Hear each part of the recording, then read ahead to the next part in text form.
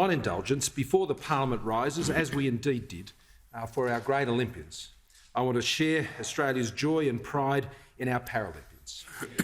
There are still 3 more wonderful days ahead, and we are so proud of our team. They have shown discipline, focus, determination, dogged persistence, a great sense of humour, Mr Speaker, a great sense of the Australian spirit on display. We have witnessed the essence of what sport is all about, being the best you possibly can be. 60 medals, including 13 gold so far. Mr Speaker, these are Australia's newest gold medalists. Madison de Rosario, gold in the 800 metres, T53. James Turner, gold in the 400 metres, T36. In the cycling, Darren Hicks, gold in the 24-kilometre road time trial, C2. Amanda Reid, gold in the track 500 time trial, C1-3. Paige Greco, gold in the track 3,000-metre individual pursuit, C13. Emily Petricola, gold in the track 3,000-metre individual pursuit, C4. In the swimming, Rowan Crothers, gold in the 50 metres freestyle, S10. Ben Popham, gold in the 100-metre freestyle, S8. Lakeisha Lucky Patterson, gold in the 400-metre freestyle, S9. William Martin, gold in the men's 400-metre freestyle, S9. And the men's 4x100 freestyle relay, 34 points, including Matt Levy, Rowan Crothers, William Martin and Ben Popham. And in the table tennis, Australia's first gold medals in the sport for some 37 years. Lee Nei Lai, gold in the singles class 9, and Qin Yang, gold in the singles class 10.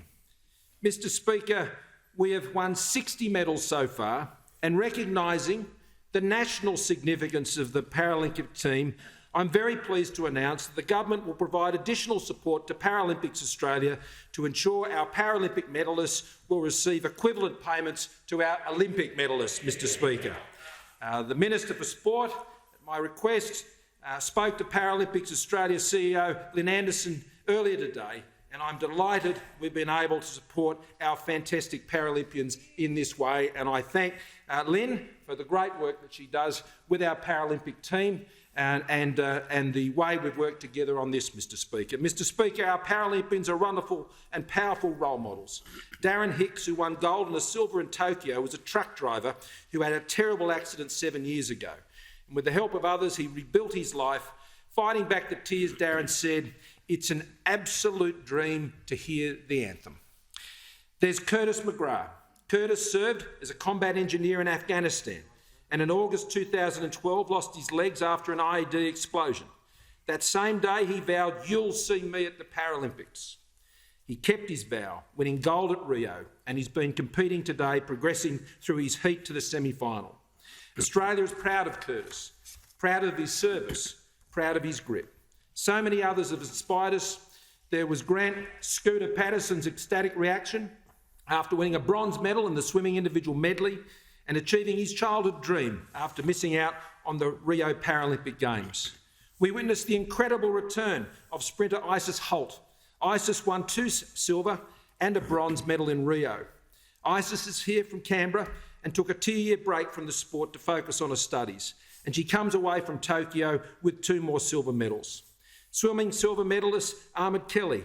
Until the age of 7, he lived in the Mother Teresa orphanage in Baghdad orphanage, along with his brother. He was adopted by a humanitarian worker. Like so many others, Ahmed made Australia his home. Ahmed loves Aussie rules, where he was given the nickname Nails because he's as tough as nails, Mr Speaker. And there's the youngest athlete on the team, 15-year-old Isabella Vincent. She won silver in the pool. As a 6-year-old, she was inspired by the great Australian Kurt Fearnley, who happens to have the same condition as her.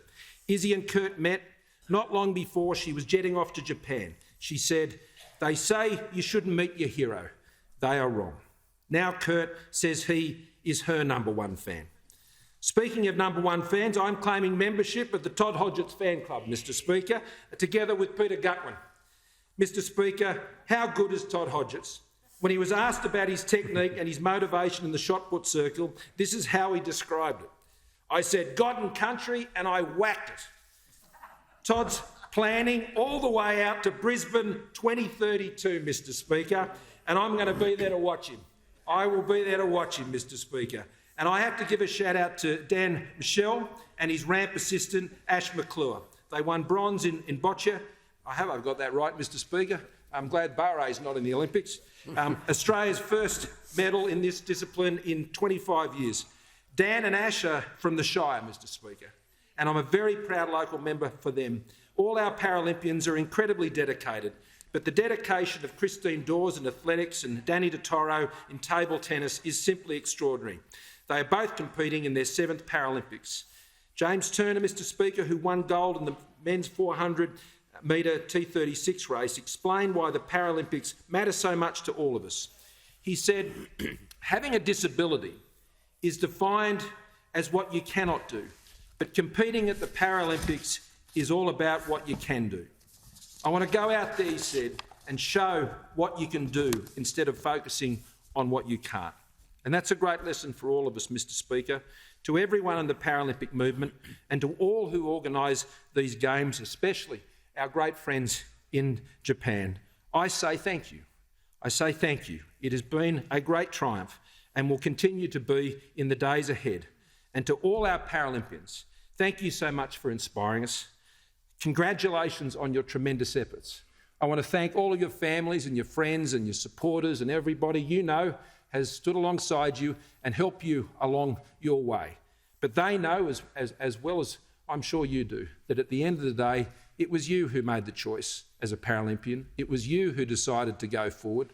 It was you who decided to commit and be determined to be where you have been over these magical few weeks. And you have inspired us, and we are grateful that you are one of us as Australians. There is still much to complete, and in the days ahead, we continue to wish you all the best of luck. The Leader of the Opposition. Thanks very much, Mr Speaker. Well, it's safe to say that during what's a very challenging time for Australians, a common sentiment across our nation is thank goodness for the Tokyo Paralympics. This is the largest Australian team ever sent to a Paralympic Games overseas. 179 athletes who are supported by 168 staff and competing in 18 of the 22 sports. Now, at present, with 3 days to go, Australia is 8th on the medal tally with 13 gold medals, 23 silver and 24 bronze. And more medals to come, we hope, over the next few days. Some of the performances so far have been nothing short of stunning.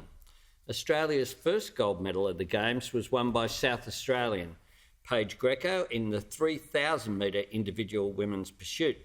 She didn't do it by halves. She broke the world record by 7 seconds in her heat.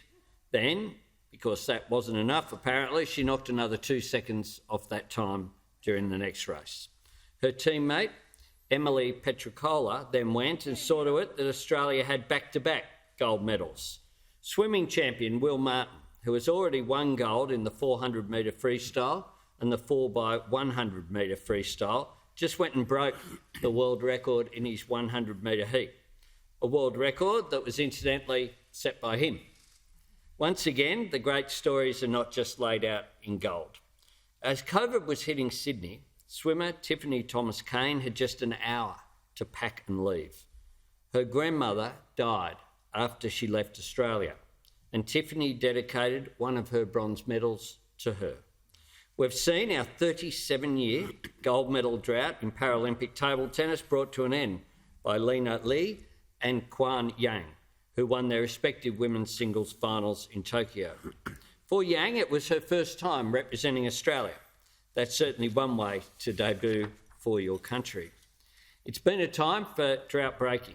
Dan Michel won Australia's first medal in boccia in a quarter of a century. I can inform the Prime Minister that boccia is a version of bocce, the Italian game, for people to compete with mobility impairment.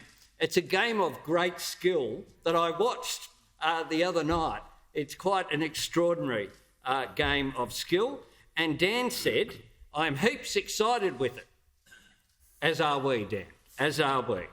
I say to every one of our Paralympians, you have done us all proud as a nation in Tokyo. You are performing magnificently as athletes, as human beings, and as representatives of your country. You embody everything that is great about the Paralympics. And I want to take the opportunity as well to thank our friends in Japan for hosting the Games. Now, I know we'll all be cheering on Dylan Alcott tonight when he plays his quad singles final. He's in with a good chance of completing something that can only happen by definition every 4 years, a Golden Slam, winning all 4 majors and the Olympic singles gold in a single year. Let our hopes for him remind us just how much the Games are about dreams. In a trackside interview, wheelchair racer Sam Carter recalled watching the Paralympics as a 10-year-old boy. He said this: "Every time I show up at the village, it's like I get a mental high five from 10-year-old Sam." So I'll leave the final word to Sam, who has this advice for any 10-year-olds who are dreaming that same dream. And I quote, "Get out there. If you work hard, you can do it. It's totally within reach." They have the goodwill of every single Australian, including the goodwill of our entire Parliament. Well done.